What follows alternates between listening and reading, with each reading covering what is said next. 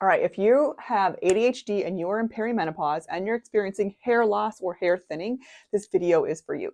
And hi, I'm Jen. I'm a coach for women in perimenopause who have ADHD who want to not just survive, but also thrive.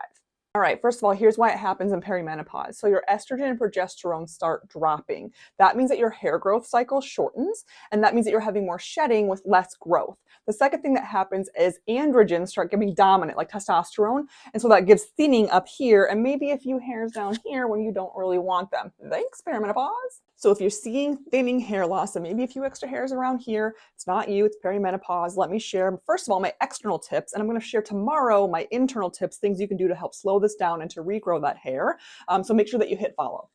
All right, first tool is microneedling. This has tiny little needles on it, and how I use like a little stamp around my hairline. I stamp it like this just a little bit before I put on the next piece. This helps stimulate the hair follicles and helps grow out new hair. Next tool that I use is Minoxidil, yes, also known as Rogaine. And this is something that you'll have to use potentially for life, and that's okay, just part of your hair routine. So it's a little bit of a serum. I do it when my hair is wet. I take the dropper and I tilt my head back and I put the drops in there, and then I run a comb through there to make sure that it goes evenly through my scalp. Again, don't buy the women's version. You can get the men's version. Don't pay the pink tax. 5% is a good amount. Last but not least, I try to keep these really loose or I ditch them completely because anything tugging on your hair is going to cause your hair to fall out. And again, remember, because we're having dips in estrogen, progesterone, as well as testosterone spiking up, we are going to see hair loss and the growth cycle is not going to be as quick.